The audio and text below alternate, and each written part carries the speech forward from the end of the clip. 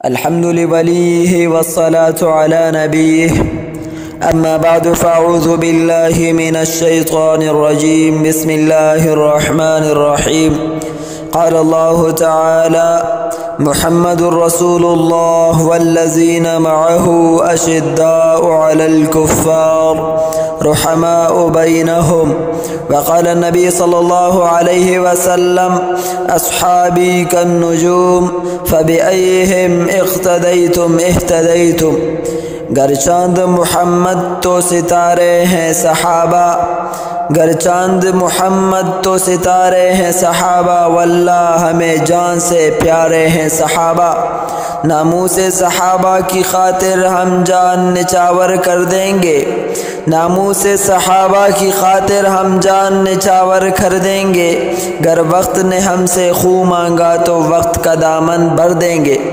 سامعین کرام، میں آج آپ لوگوں کے سامنے شان صحابہ کرام رضوان اللہ تعالی علیہم اجمعین کے عنوان پر کچھ معروضات پیش کروں گا۔ دعا فرمائیے کہ اللہ تعالی مجھے صحیح بیان کرنے کی توفیق اور آپ لوگوں کو سننے اور سمجھنے کی توفیق عطا فرمائے، آمین۔ میرے واجب الاحترام اساتذہ کرام، صحابہ کرام کون تھے؟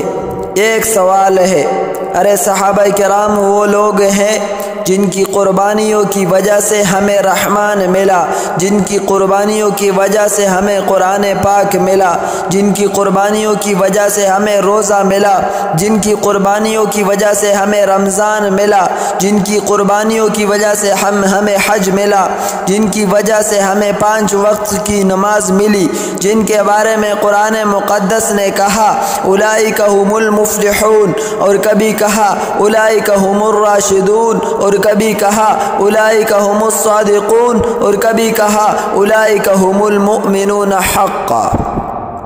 یہ سب صفات صحابہ کرام کی ہے جن کو اللہ تعالیٰ نے قرآن مجید میں بیان فرمایا۔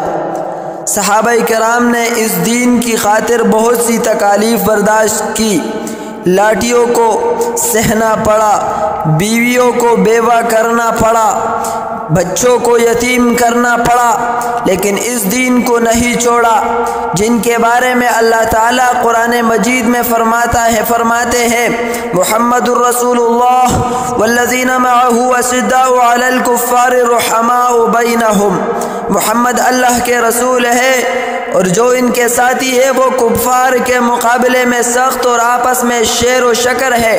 غزوہ تبوک کے موقع پر حضرت حذیفہ بن جحیم رضی اللہ عنہ فرماتے ہیں کہ میں اپنے چچا زاد بھائی حضرت سہیل رضی اللہ عنہ کو تلاش کر رہا تھا، وہ زخمی حالت میں پڑے تھے اور پانی مانگ رہے تھے، میں نے پانی لا کر ان کو دے دیا تو دوسرے صحابی نے آواز دی کہ پانی پانی۔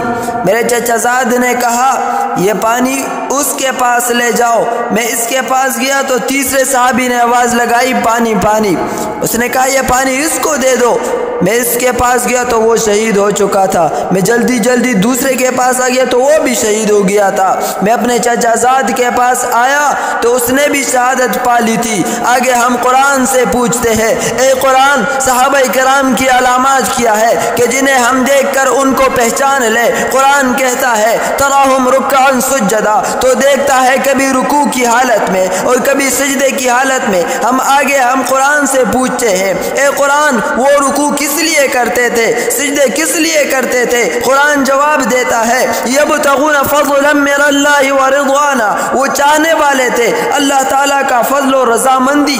آگے ہم قرآن سے پوچھتے ہیں اے قرآن ظاہری علامات کیا تھی؟ قرآن جواب دیتا ہے سیماہم فی وجوہہم من اثر السجود، ان کی پیشانیوں سے سجدے کے آثار نظر آتے تھے۔ ہم قرآن سے پوچھتے ہیں اے قرآن آیا تم نے صحابہ کرام کا امتحان لیا ہے کہ نہیں؟ تو قرآن جواب دیتا ہے اولئک الذین امتحن اللہ قلوبہم، اے قرآن تم نے کیا پایا؟ تو قرآن کہتا ہے اولئک الذین امتحن اللہ قلوبہم للتقوی، میں نے ان کے دلوں میں تقوی پایا۔ ہم قرآن سے پوچھتے ہیں اے قرآن ان کے لیے کیا انعام ہے؟ تو قرآن جواب دیتا ہے لہم مغفرۃ لَهُ وَأَجْرٌ عَظِيمٌ، ان کے لیے بخشش اور بڑا اجر عظیم ہے۔ اب آئیے کہ آقا دو عالم کیا فرماتے ہیں۔ صحابہ کرام کے بارے میں فرمایا اصحابی کالنجوم فبأیہم اقتدیتم اہتدیتم، فرمایا میرے صحابہ ستاروں کی مانند ہے، جو ان کی اقتداء کرے گا